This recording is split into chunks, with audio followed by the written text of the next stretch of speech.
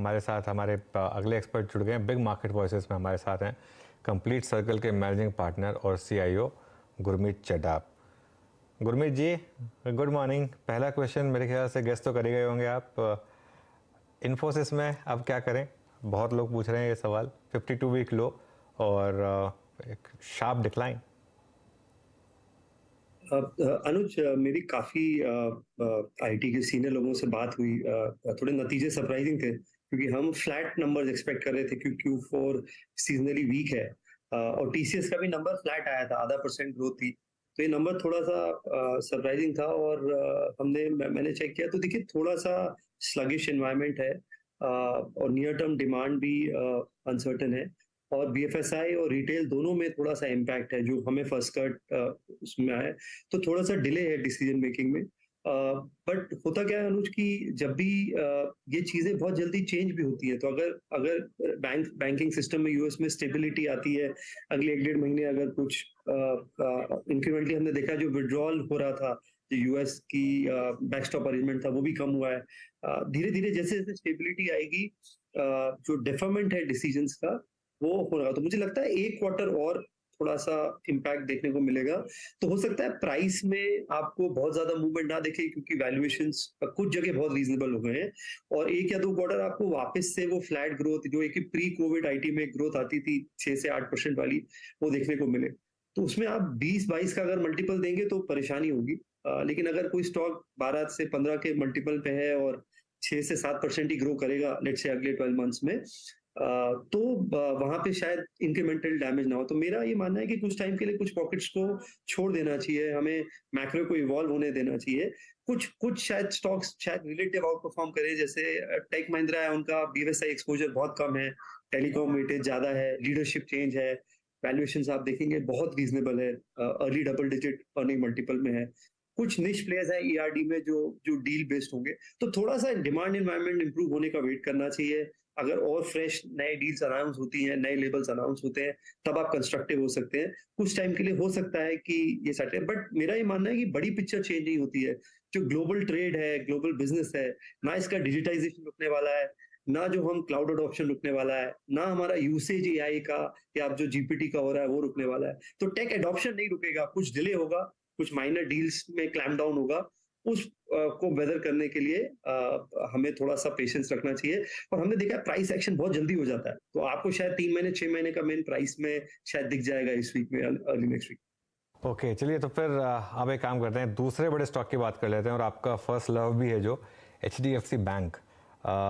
यहाँ पर भी नंबर्स को लेकर थोड़ी कंफ्यूजन रही। हालांकि स्टॉक में काफ़ी बड़ी रैली हो गई थी तो थोड़ा सा प्री पोजिशनिंग को भी ब्लेम कर सकते थे, लेकिन अब HDFC बैंक को लेकर आपका क्या व्यू है यहाँ पर, और स्पेशली नाउ दैट अब ये मर्जर होने वाला है और एक एंटिटी बन जाएंगी ये? तो अनुज, 3 कंसर्न है मार्केट के जिस वजह से ये 1700 के आसपास एक हमें रेजिस्टेंस या देखने को बोल सकते हैं आप।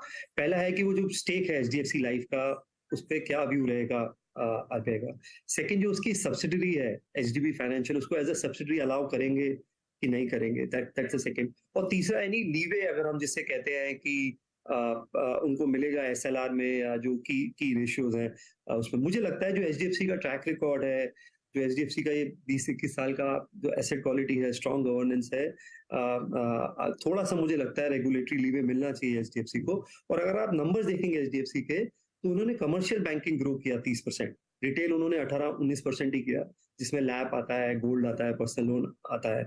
डिपॉजिट ग्रोथ अभी भी बहुत स्ट्रांग है, वो अभी से कवर अप कर रहे हैं। निम थोड़ा फ्लैट हुआ है, तो बहुत बैंक्स में अब आपको दिखेगा जो कॉस्ट ऑफ फंड्स है और जो एक्सपेंशन था निम का वो रुक जाएगा, स्टेबल हो जाएगा।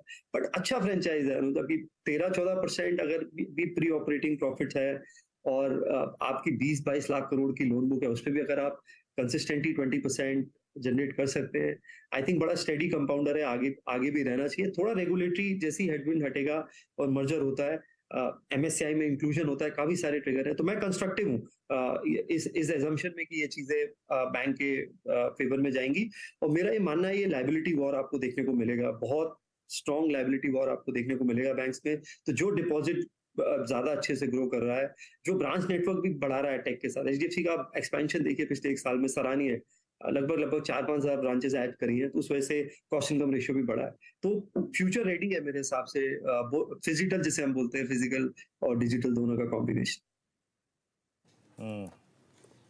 हम्म अच्छा गुरमीत जी, मैं लास्ट पॉलिसी के बाद से आई मीन जब रेट पॉज हमें मिला, एक चीज़ तो फील कर रहा हूँ कि real estate stocks I mean जिन्होंने वर्स्ट परफॉर्मेंस दी बीते 1.5 साल में, फॉर इंस्टेंस गोदरेज प्रॉपर्टीज, वो ताबड़तोड़ भाग रहे हैं। लोग डीएलएफ, शुभाग और एचएफसीज में काफ़ी स्ट्रॉन्ग डिमांड है। आज एक मॉर्गन स्टैनली की रिपोर्ट हम डिस्कस कर रहे थे जहाँ पे छोटी बुक वाली एचएफसीज पे उन्होंने फोकस किया, एप्टस में और होम फर्स्ट में। आपका व्यू रियल स्टेट पे, हाउसिंग फाइनेंस कंपनीज पे, रियल स्टेट इंसिलरी पे इस वक्त क्या है? काफी काफी कंस्ट्रक्टिव है बिजनेस, स्पेशली एचएफसीज पे। आप देखिए, ये जो बिजनेस है, अगर आप कंस्ट्रक्ट समझेंगे, 20 करोड़ में आपको एचएफसी का लाइसेंस मिलता है। 15% कार है जो आपको मेंटेन करना पड़ता है। तो आप 15 रुपीज इक्विटी डालेंगे तो 100 रुपीज तक का आप लाइन ले सकते हैं, इन अ वेरी सिंपल लैंग्वेज, बस समझाने की पॉइंट। तो जो जो छोटी एनबीएफसीज हैं, वो अफोर्ड कर सकती हैं किस मार्केट में ऑपरेट करना है। जैसे कुछ स्मॉल फाइनेंस बैंक्स हैं, वो महाराष्ट्र और गुजरात में ज्यादा फोकस्ड हैं। कुछ आपको साउथ वेस्ट दिखेंगे। आप टेरिटरी चूज करते हैं क्योंकि वहां बैंक्स नहीं जाना चाहते, और अफोर्डेबल हाउसिंग जो है, बैंक्स वो पोर्टफोलियोज खरीदते हैं अपने पीएसएल रिक्वायरमेंट के लिए। तो जिनकी बुक लिमिटेड है और आपकी यील्ड अच्छी है 14-15% की, आपको ज्योग्राफी समझ में आती है, आप प्रोडक्ट्स करते हैं अफोर्डेबल हाउसिंग के, माइक्रो लैब जिसे हम बोलते हैं, जैसे मान लीजिए किराना स्टोर है, उसकी आईटीआर लिमिटेड होगी, बट आप उसके फाइनेंशियल्स स्टडी करके, उसका लोकल नेटवर्क चेक करके उसको फॉर्मल क्रेडिट देते हैं उसकी शॉप के अगेंस्ट। तो बड़ा अच्छा सेगमेंट है। प्लस इसमें सरफरेसी एक्ट 2 लाख रुपए में अप्लाई होता है। तो आप, जो बैंक है वो 6 महीने 9 महीने के अंदर प्रॉपर्टी का पोजीशन लेके लिक्विडेट कर सकता है। बाकी केसेस में सरफरेसी एक्ट 15 लाख में अप्लाई होता है। तो ये एचएफसी एक अच्छा सेगमेंट है जिसमें आपको वैल्यूएशन भी अच्छा मिलता है। हमने देखा पूना वाला ने 3 टाइम्स नेटवर्थ पे अपनी हाउसिंग फाइनेंस सब्सिडी बेची। तो ये अच्छा सेगमेंट है, डिमांड अच्छी है।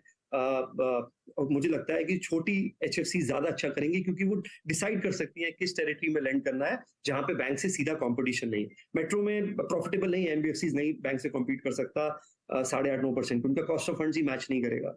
रियल एस्टेट में मुझे लगता है जो अफ्लुएंट लॉन्चेस हैं, अपर मिडिल लॉन्चेस हैं, वहां पे सिलेक्टिवली आपको अच्छा मूवमेंट देखने को मिलेगा। हमने वो चीज डीएलएफ में देखी, मैक्रोटेक में देखी, कुछ साउथ बेस्ड डेवलपमेंट देखी, तो हम कंस्ट्रक्टिव हैं। और मेरा ये मानना है कि इंडिया में आपको ये housing led private capex cycle देखने को मिलेगी अगले 4-5 साल। चाइना में भी यही हुआ था, पर कैपिटा कंजम्पशन उनका $2,000-2,500 था और $5,000-6,000 गया था अर्ली 2000 से मिड 2020 के बीच में। तो ये हाउसिंग लगता है। तो मुझे लगता है इसमें जो बिल्डिंग मटेरियल कंपनीज है वो भी काफी अच्छा करेंगी। हमारे यूनिवर्स में काफी सारी कंपनीज हैं, पॉलीकैब है, कुछ पाइप कंपनीज हैं, कुछ सीमेंट कंपनीज हैं। तो मुझे लगता है जो ओल्ड इकोनॉमी हाउसिंग स्टॉक्स हैं और जो एचएफसीज है, मैं उन पे ज्यादा कंस्ट्रक्टिव हूँ। सिलेक्टिवली कुछ रियल एस्टेट नाम भी हमारे रेडार में। जी हाँ, पॉलीकैब आपके कहना कह ही रहे थे, जिक्र कर रहे थे, एस्ट्रल का शायद मेरे ख्याल से आपने बातों बातों में जिक्र किया, that's trading at day high. और एचएफसीज जो आज यतिन ने सुबह सुबह मॉर्गन स्टैनली की रिपोर्ट में उल्लेख किया था कि एचएफसीज मॉर्गन स्टैनली यहाँ पे ओवरवेट हैं 2 कंपनियों पे, एप्टिस पे और होम फर्स्ट पे, और ज़्यादा एडवांटेज छोटी हाउसिंग फाइनेंस कंपनीज को मिल रहा है। अच्छा, आप रियल एस्टेट पे बुलिश हैं। अब आते हैं 1-2 स्पेस पे और गुरमीत जी, जहाँ पे थोड़ा सा इस वक्त बात करना बनता है। 1-2 स्टॉक्स जिनकी काफ़ी पिटाई हो रही है, उसमें केमिकल बास्केट के स्टॉक्स हैं जिन्होंने काफ़ी स्ट्रॉन्ग स्विंग दिया था। फॉर इंस्टेंस टाटा केमिकल, अब प्राइस कट के इंस्टेंसेस मिल रहे हैं आपको, और ये स्टॉक्स अभी भी अपने लगभग 1-1.5 साल की हाईएस्ट ट्रैजेक्टरी पे ट्रेड कर रहे हैं। अभी भी ये वो पोस्ट कोविड एरा का जो एडवांटेज लेके बैठे हुए हैं। आपका केमिकल बास्केट पे टेक क्या है इस वक्त? क्या क्या आपने अवॉइड किया है इस वक्त, क्या क्या एग्जिट किया है या कुछ बाय किया होगा? 3-4 चीजें हमारे रेडार में है। एक, जहाँ पे प्राइस करेक्शन देखने को मिल रहा है, वहां पे आपको कुछ टाइम थोड़ा पेशेंस रखना पड़ेगा। हमने देखा सोडा ऐश के प्राइसेस नीचे आए 3-4%। अभी वो इंडिया स्पेसिफिक है, हमें देखना पड़ेगा कि ये ग्लोबली होता है कि नहीं। प्लस चाइना में कैपेसिटी बढ़ी है, इनर मंगोलिया में ये सोडा ऐश की कैपेसिटी बढ़ी है। तो आपको केमिकल्स को केमिस्ट्री वाइज जाना पड़ेगा। फ्लोरिनेशन में मुझे लगता नहीं है कि कोई ऐसा प्रॉब्लम है, चाइना से भी इतना कंपटीशन कम है और एंड यूजर डिमांड सेगमेंट बहुत ज्यादा है। टाटा केमिकल की मैं बात करूं, क्योंकि सोडा ऐश प्राइसेस का जिक्र हुआ, वो 12 के पी मल्टीपल पे है। तो थोड़ा रिएक्शन अभी आया होगा प्राइस कट को लेके, बट वहां पे वैल्यूएशन कंफर्ट है। 4,000 करोड़ का क्वार्टरली टर्नओवर करते हैं, 3200 करोड़ उनका बेसिक केमिस्ट्री है, और बाकी का स्पेशलिटी केमिकल और रेलिस है जिसमें एग्रोकेमिकल भी आता है। हमें पीआई इंडस्ट्रीज अच्छा लगता है। पीआई इंडस्ट्री में जो एक एबिलिटी है इनोवेशन की, आप उसका इनोवेशन रेट देखेंगे, हर क्वार्टर 1 से 2 मॉलिक्यूल कमर्शियलाइज करते हैं। खराब एनवायरनमेंट मैक्रो में भी उन्होंने मार्जिन्स मेंटेन किए। पिछला पिछला नतीजा बहुत अच्छा था और इसी स्टॉक में कम करेक्शन देखने को मिला vis-a-vis। तो हम फ्लोरिनेशन को लेके और एग्रोकेमिकल और कस्टम सिंथेसिस को लेके बहुत बुलिश है। कस्टम सिंथेसिस में जो नोवल कस्टम सिंथेसिस हम कहते हैं, जनरिक कस्टम सिंथेसिस नहीं, वहां पे बहुत बुलिश है। उसमें थोड़े आपके फार्मा प्लेस भी आ जाएंगे। तो इसमें वीरेंद्र जी क्या है कि जो अगले 1-2 साल में कैपेसिटी क्रिएट कर रहा है, उसको बहुत डिस्प्रपोर्शनेट बेनिफिट मिलेगा, क्योंकि सप्लाई चेन शिफ्ट होती है। और ये ऑटो एंसिलरी या इलेक्ट्रॉनिक मैन्युफैक्चरिंग या वो नहीं है जिसमें आप वेंडर बहुत जल्दी शिफ्ट कर सकते हैं। एक बार अगर आपने किसी को फ्रीज किया, तो वो बहुत कम लोग हैं जिसने कैपेसिटी डाल रहे हैं इस एनवायरनमेंट में। तो आप देखेंगे अभी फेज 3, अगर आप देखेंगे फेज 3 में करीबन करीबन 160 मॉलिक्यूल्स हैं जो अभी हैं फेज 3 में। फेज 1 फेज 2 में काफी रिजेक्शंस होते हैं। फेज 3 में 60%, 55-60% का सक्सेस रेट आता है। तो जो, और वो बहुत सारी कंपनीज बेनिफिट करेंगी उसमें, मतलब वो इंडिया में भी है, चाइना में है, ताइवान में, काफी जगह बेनिफिट करेंगी। तो हम उस स्पेस को बहुत क्लोजली ऑब्जर्व कर रहे हैं कि कौन सी कंपनीज उन मॉलिक्यूल्स की कैपेसिटी अभी क्रिएट कर रही है और अच्छा करेंगे। कंपनी है थोड़ा अनरिलेटेड है, जैसे लॉरस लैब है, आप देखेंगे वो उनके 6,000 एम्प्लॉय में 1200 सिर्फ साइंटिस्ट हैं, और वो काफी अपनी डिपेंडेंस खत्म कर रहे हैं एआरबी पे, फॉर एग्जांपल। तो हम ऐसे कुछ पॉकेट्स देख रहे हैं जहां पे सप्लाई चेन कंसोलिडेशन होगा अगले 1-2 साल में, और एक बार जब वो फ्रीज हो जाएगा तो रनवे 5-6-7 साल का होगा। ओके, अच्छा गुरमीत जी, अब एक और बात करते हैं। 2 साल पहले रिलायंस का रेट था करीब करीब 2300, आज रिलायंस का रेट है करीब करीब 2300। मतलब क्या क्या यहाँ पर हो रहा है? सबसे बड़ा स्टॉक जो है मार्केट का, क्या ट्रिगर्स खत्म हो गए हैं यहाँ पर? क्या कोई फ्रेश ट्रिगर की मार्केट मतलब ढूंढ रहा है, कोई फ्रेश ट्रिगर? क्यों ये मार्केट को लगातार तंग कर रहा है स्टॉक आपके हिसाब से? अनु जी, अगर आप देखें, रिलायंस का एक कंसर्न क्या था कि फ्री कैश फ्लो नहीं आता था, प्रॉफिट्स थे, लगातार कैपेक्स मोड में ही रहते थे। तो हमने देखा जब उन्होंने जियो लॉन्च किया, वो 2013 से 18-19 के पीरियड में स्टॉक ने फ्लैटिश रहा, 600 से 800 की रेंज में रहा। फिर उन्होंने उसको मोनेटाइज किया। तो और अभी वापस से वो, एक तो कंसर्न है बाजार का कि वापस से कैपेक्स शुरू हो गया एनर्जी को लेके। सेकंड, मुझे लगता है वो बहुत ज्यादा चीजें कर रहे हैं, ऐसा मेरा पर्सनल मानना है कि एफएमसीजी भी कर रहे हैं, बेवरेजेस में भी हैं, एनर्जी में करीबन करीबन 11 एक्विजिशंस करे हैं। रिटेल में हम देखते हैं कि आए दिन कोई ना कोई नया, मैं मतलब नाम भी भूल गया हूँ, इतने सारे एक्विजिशंस कर लिए उन्होंने पिछले 6 से 8 महीने में। तो मार्केट कहीं ना कहीं इस कंसर्न में है कि क्योंकि ये कंटिन्यूस कैपेक्स मोड में है तो फ्री कैश फ्लो जनरेशन नहीं होगा, क्योंकि एक पुराना कंसर्न रहा है रिलायंस में, इसलिए स्टैटिक है। सेकंड, मुझे लगता है जो ट्रिगर होगा वो थोड़ा विंडफॉल टैक्स का फ्रीक्वेंट चेंजेस जो है, उसने जो उनका O2C बिजनेस है उसमें प्रिडिक्टेबिलिटी ऑफ अर्निंग्स पे थोड़ा सा इम्पैक्ट डाला है, थोड़ा ओवरऑल एनवायरनमेंट भी उसको ब्लेम करने को है। मुझे लगता है 3 ट्रिगर है अनुज। एक, जियो फाइनेंशियल सर्विसेज का जो डीमर्जर होना है मई में, उससे शायद थोड़ा सा नियर टर्म अपसाइड आ सकता है कुछ पॉइंट ऑफ व्यू। जो बड़ा ट्रिगर है मेरे हिसाब से वो जियो की लिस्टिंग है और एनर्जी बिजनेस में मोनेटाइजेशन है, क्योंकि उससे ये होगा कि जो आपका एक वापस से कंसर्न है कि डेट लेवल अगर वापस बढ़ने लगेगा और कैपेक्स मोड है, वो एड्रेस होता है। तो ये 3 ट्रिगर है मेरे हिसाब से, जियो फाइनेंशियल का डीमर्जर, जियो की लिस्टिंग, और कोई भी एनर्जी में अगर वो मोनेटाइज करते हैं जो न्यू एनर्जी बिजनेस इनिशिएटिव है। और मुझे कहीं ना कहीं ये फीलिंग है ये राउंड द कॉर्नर है। अच्छा गुरमीत जी, ऑफिस में तो नहीं कह सकता, लेकिन घर में एसी चल रहा है क्या, और कितने में चल रहा है? अल्टीमेटली मेरा प्रश्न है पावर और वाइट गुड्स, कुछ इसमें से लिया है क्या आपने भी? हमने ट्रैक किया वीरेंद्र जी, जब भी पावर को लेके कुछ, जैसे वोल्टास आप देखिए 5 साल का रिटर्न 30% एब्सोल्यूट है, कोई खास रिटर्न नहीं है। सिंफनी, जब से उन्होंने वो ऑस्ट्रेलिया वाला एक्विजिशन किया, आई थिंक 3-4 साल पहले, तब से शायद वो रिटर्न रेशियोज उनका इम्पैक्ट हुआ है। वोल्टास में कंसिस्टेंटली उनके ईएमपीएस बुक्स में इम्पैक्ट आया है। मेरे हिसाब से जो बड़ा शिफ्ट हमें दिख रहा है वो इलेक्ट्रॉनिक मैन्युफैक्चरिंग सर्विसेज में दिख रहा है। आप देखिए, एप्पल आज 11 बिलियन के एक्सपोर्ट्स में लगभग 50% एप्पल का है। टिम कुक कल आए, उन्होंने इंडियन इंडस्ट्रियलिस्ट के साथ मीटिंग करी, आज बहुत अच्छा आर्टिकल भी आया है इंडिया पे, जहाँ पे बात हो रही है कि कितना बड़ा, अगर एप्पल इंडिया में मैन्युफैक्चर कर सकता है और 20-25 बिलियन डॉलर की सोर्सिंग एक्सपोर्ट कर सकता है, बहुत सारे बड़े ब्रांड्स जो क्वालिटी कॉन्शियस हैं, प्रिसीजन चाहते हैं, स्किल्ड वर्कफोर्स चाहते हैं, बहुत सारे वहाँ पे आएंगे। तो मुझे लगता है वो एक बड़ा अपॉर्चुनिटी है, चाहे वो डिक्सन है, चाहे वो एम्बर है, और भी सारे प्लेयर्स में है। सिलेक्टिवली अब वोल्टास, शायद मुझे ऐसा लगता है कि ड्यू है, मार्केट शेयर बड़ा है।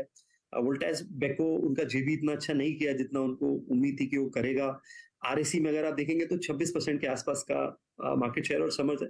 तो टैक्टिकली में भी अगले 2 क्वार्टर के लिए आप कर सकते हैं, बट समहाउ पास्ट में ये डिसीजंस जो है वो फेवर में नहीं गए कि समर्स है तो मैं एसी मेकर्स ले लेता हूँ, या गर्मी आ रही है तो मैं बेवरेज मेकर्स ले लेता हूँ। ये टैक्टिकल डिसीजंस होते हैं और बहुत जल्दी प्ले आउट हो जाते हैं, बहुत मुश्किल है इसको टाइम करना। चलिए फिर गुरमीत, शुक्रिया जुड़ने के लिए हमारे साथ आज और अपनी बात रखने के लिए। तो ये सब बात हुई, काफ़ी स्टॉक्स पर ही बात हुई आज actually, HDFC bank, Infosys, Reliance, market के जो सबसे बड़े स्टॉक्स हैं उन पर बात